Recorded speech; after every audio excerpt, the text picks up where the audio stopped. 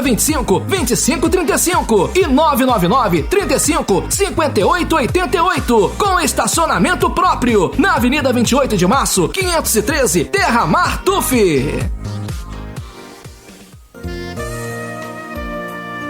Se você procura uma emissora com a cara de Campos, a Plena TV é a melhor opção. Sintonize o canal 3 na Ver TV, 181 na NET, o canal 24 na Blue ou na internet em tempo real, visitando plenatv.com.br.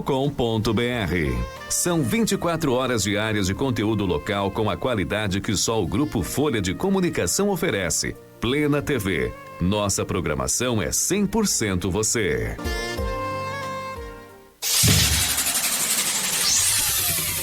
Começa agora o Folha no Ar, primeira edição.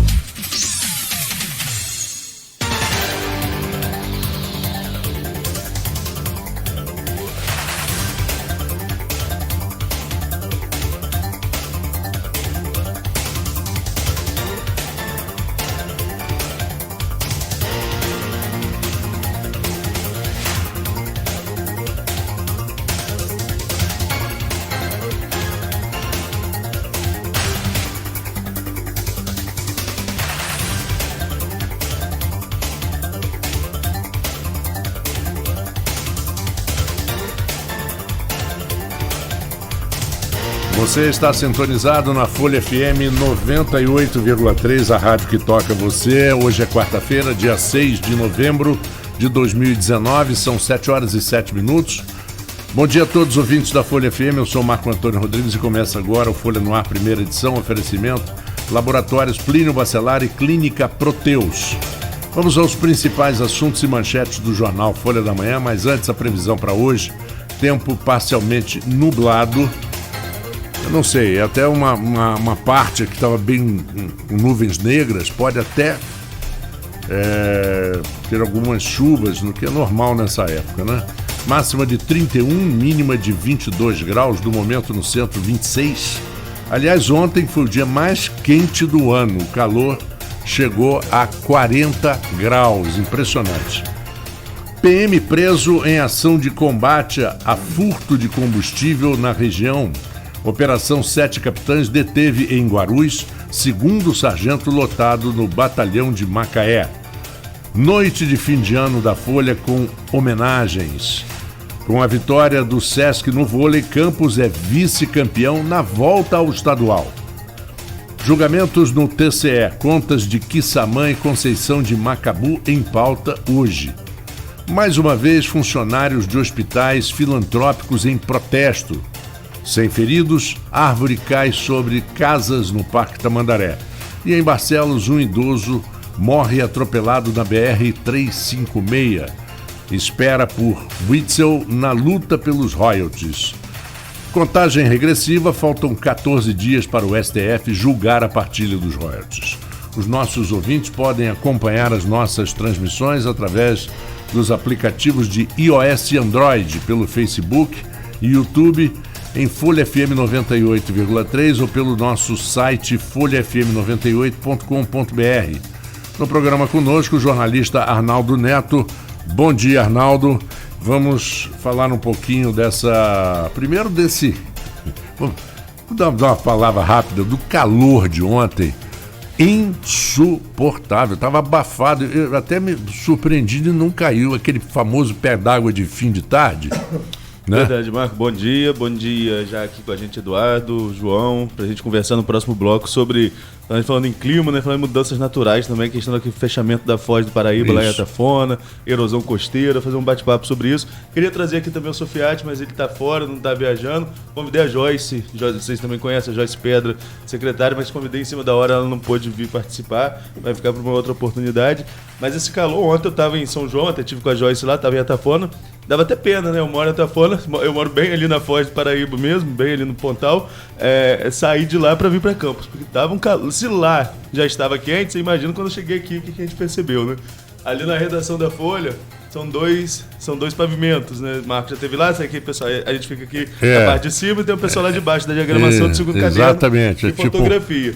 Então, durante o ano inteiro há uma briga para qual ar-condicionado vai ficar ligado, porque ninguém quer que ligue o ar-condicionado do seu setor, quer que ligue só quem tá ali embaixo quer que ligue de cima, quem tá lá em cima quer que ligue de baixo, e fica aquela briga. Ontem, mas é sempre melhor ligar o de cima, né? Porque o ar frio desce, né? Mas aí, ontem a briga foi para qual não ia ficar desligado, né? Todo mundo queria que ligasse os dois, porque o calor estava realmente insuportável, muito quente. Eu também pensei que ia chover, como você, pensei que ontem ia cair, mas não, foi uma noite tranquila, uma noite muito quente, a madrugada muito quente essa muito também, quente. Né? Uma madrugada quente. Em São Paulo, quando eu cheguei a casa ontem, por volta de 1 da manhã, já os noticiários paulistas já estavam falando sobre um temporal que caiu em São Paulo ontem, né? Inclusive com morte, um homem eletrocutado, chuva forte. Então a tendência é que também essa chuva possa chegar aqui para a região nos próximos dias, não com tanta intensidade quanto lá em São Paulo, mas essas mudanças climáticas aí vão acontecer. E olha que o verão ainda não chegou, né? Então o que esperar dessas altas temperaturas até o verão? Aliás, Arnaldo, isso que você acabou de citar, eu quando morava em São Paulo, e na parte mais alta de São Paulo, quem conhece São Paulo, aquele bairro de Perdizes, ele é bem alto em relação ao resto da cidade. E dificilmente tem inundação, porque são ruas, parece São Francisco, né? Sobe e desce, então a água nunca fica, né? Ela sempre desce. Lá embaixo o pessoal sofre, né? Naquelas avenidas lá de baixo, o negócio fica feio. E tem, na primeira página da Folha da Manhã, tem um assunto aqui, que eu ia levar outro dia, até ia tocar com o Arnaldo nesse assunto, acabou passando e a gente esqueceu. Eu esqueci, na verdade.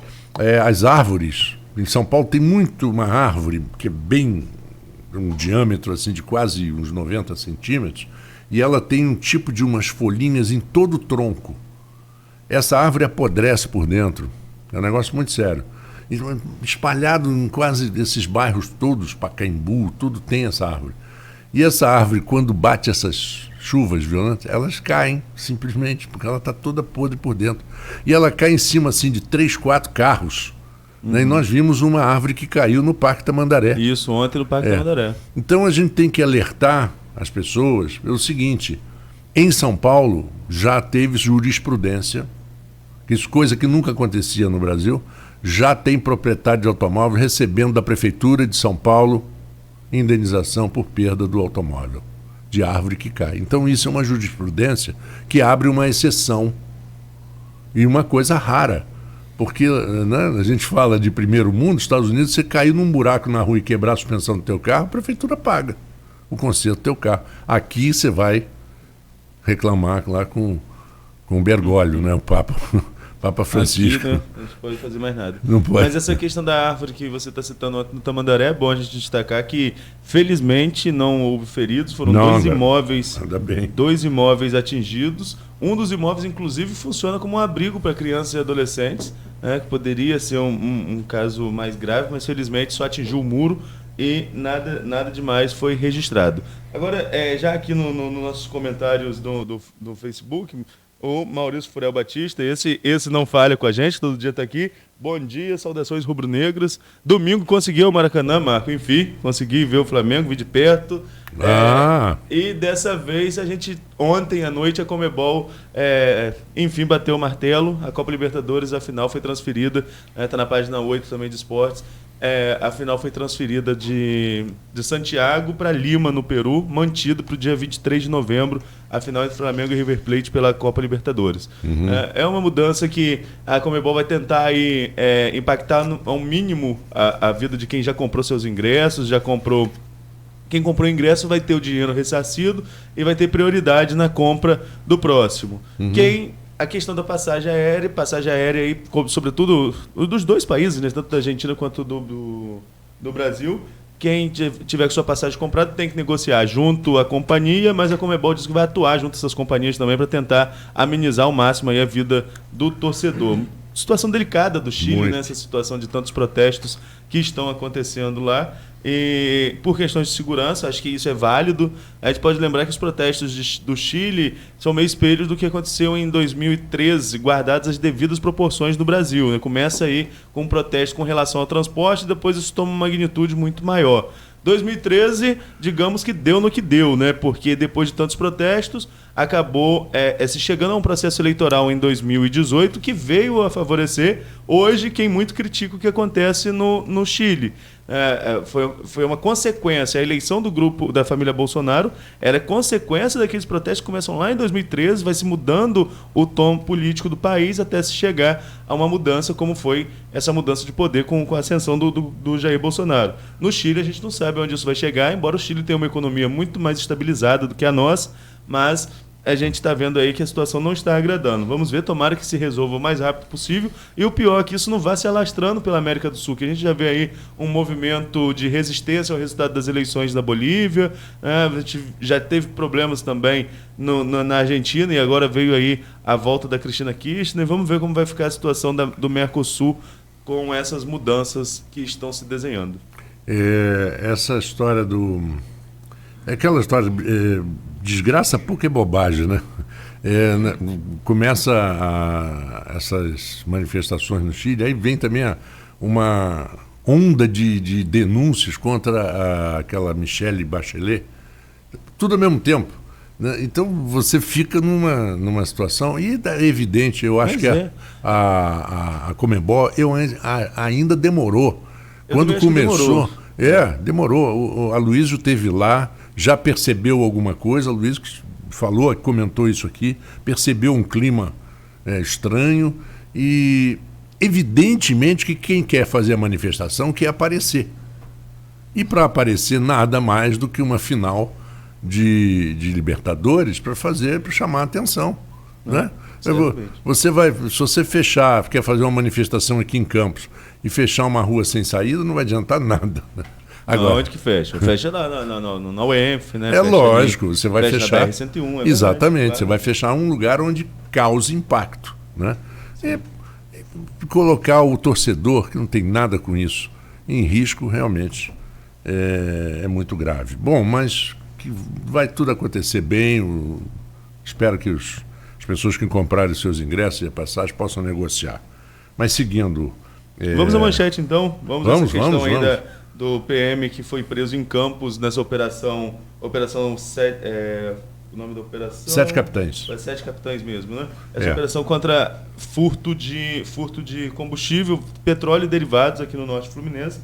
Foram 7 mandados de prisão e 12 mandados de busca e apreensão dos suspeitos de integrarem uma organização criminosa que atuava em furto de petróleo e seus derivados em Carapebus, Quissamã e Macaé. Segundo sargento da PM, ele é apontado pelo MP como segurança dos executores responsáveis e por avisar das possíveis operações da PM, e por isso ele foi preso ontem em Guarulhos. Ele é daqui de Campos, mas lotado no batalhão de Macaé. Não é a primeira vez que um caso como esse acontece. A gente lembra aqui num caso de sequestro que envolvia também policiais que moravam em Campos e lotados em Macaé, que acabaram presos também, né, pela DJPM.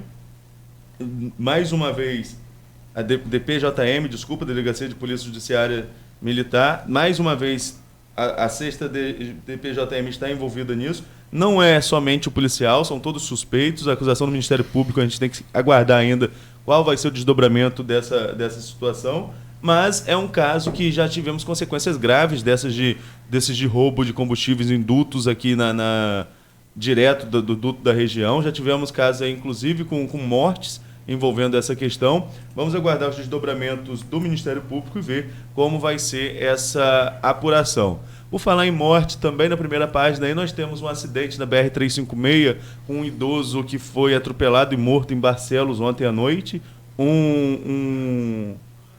Nós tivemos ali um acidente gravíssimo, Marco.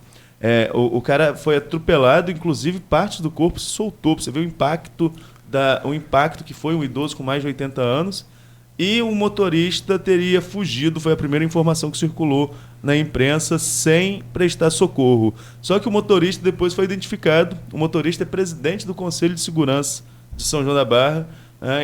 Parece que ele foi buscar o auxílio da polícia, pelo menos essa é a versão que ele coloca ali, que foi buscar o auxílio da polícia. Mas chama atenção para o seguinte também: aquele trecho da BR-356 entre Barcelos e ali o IFE, aquela extensão do IFE que tem ali, aquele trecho é muito escuro. Então quem trafega de bicicleta à noite tem que sinalizar também.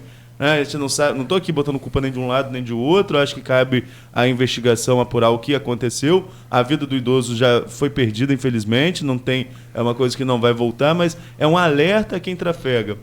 O pessoal que faz pedal à noite, quando eu vou a casa durante a semana, encontro com muita gente pedalando entre Campos e São João da Barra. Isso é extremamente comum, mas todos com iluminação, todos no acostamento, eles andam em grupo, que facilita a visão da gente que está dirigindo, e felizmente, você não tem registro ali de acidentes com relação a esses casos. Mas ontem teve esse idoso que aconteceu essa fatalidade ou imprudência, isso a justiça que apure, a polícia que faça seu inquérito, mas o idoso acabou sendo atropelado e morto, e ontem foi um dia de outros acidentes também. Teve acidente com motociclista aqui em Campos, mas todos feridos sem maior gravidade. Infelizmente, à noite veio esse aí. Essa história, Arnaldo, que você está falando do ciclismo, do ciclista, esses ciclistas que competem, ou mesmo que gostam e que têm certos paramentos, né?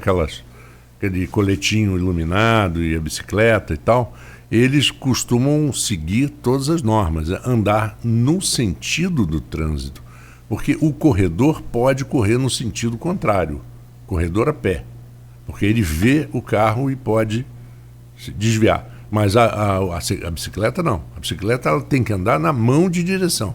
E aqui em Campos, quando passa um ciclista na mão de direção, você aplaude, porque você tem que aplaudir o cara. Na ciclofaixa, que é destinada ao ciclista, tem gente que anda na contramão, né, de bicicleta, na ciclofaixa, né? Nem na via comum, não. É que a ciclofaixa normalmente ela é uma via só. E tem gente na ciclofaixa que anda na contramão de bicicleta porque acha que não tem que cumprir regras de trânsito. Exatamente. E gente que anda no meio da rua. Isso aí, né? Teve até uma discussão, eu lembro, no início lá para 2007, 2008, no início da instalação do Porto do Açu, eu ainda estava no ensino médio nessa época, né? Mas participava dessas discussões. E um encontro que aconteceu, nesse eu não estava, houve essa discussão em São João da Barra. Em São João a gente anda no meio da rua até hoje, né? É um hábito. É um hábito extremamente errado, mas era um hábito. E aí a gente discutia, e se discutia justamente isso, essas mudanças, sobretudo com a perspectiva que se tinha que São João da Barra chegaria a 100 mil habitantes até 2025, fato que não vai se concretizar, mas era uma perspectiva que se tinha lá atrás. Então aí falava-se assim, a cidade vai mudar, você vai ter uma circulação maior de veículos, mas não se pode perder o costume, porque se é costume andar no meio da rua, vocês têm que manter isso. As pessoas de fora falavam, eu parei para pensar, peraí, nessa também não, a gente vai é o quê? Para morrer, para ter um extermínio mais rápido da população local, continuar andando no meio da rua? Não, a gente tem que se adaptar às realidades, andar na calçada, atravessar na faixa. Depois vieram os primeiros semáforos, que foram até inaugurados uma coisa meio, parecia meio Dorico Paraguaçu, né?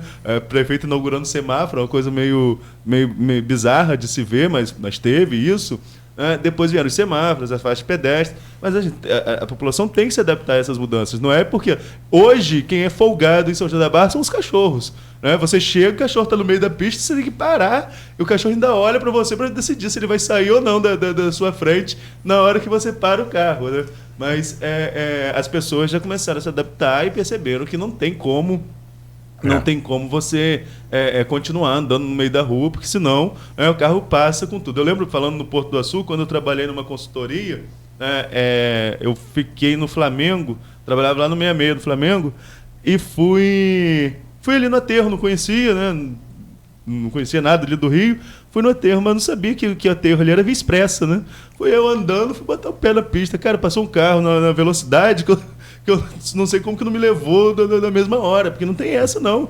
O cara vai parar, vai pensar que ia ter alguém para assaltar ali. Tá fazendo o quê? Andando sozinho, 10 horas da manhã no sábado, né? Na época, 10 horas da manhã no sábado, andando sozinho, querendo entrar na pista. E uma coisa no Rio de Janeiro, a gente fica falando de cidade interior e a gente esquece de falar das mazelas das grandes cidades. No Rio de Janeiro, é você colocar uma passarela para ninguém subir na passarela. Mas é impressionante, a passarela fica limpinha, porque não suja. Se choveu, está limpinha e continua limpinha, porque ninguém sobe a passarela.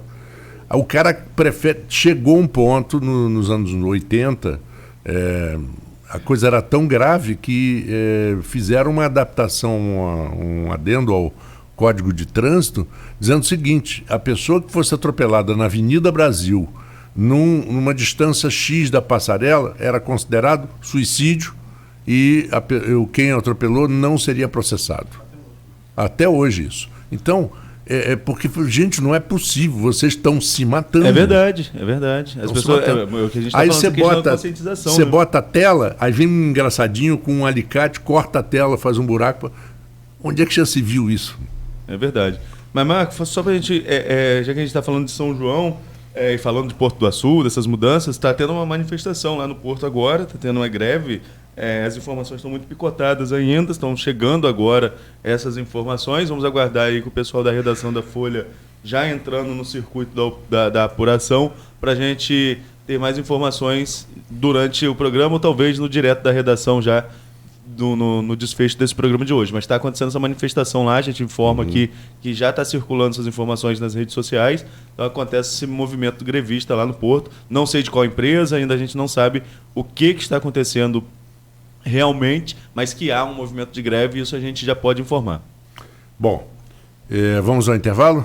Vamos só registrar, Marco, acho que como forma de até mesmo de incentivo, a questão do vôlei de campos de ontem. Sensacional. Né? Vice-campeão.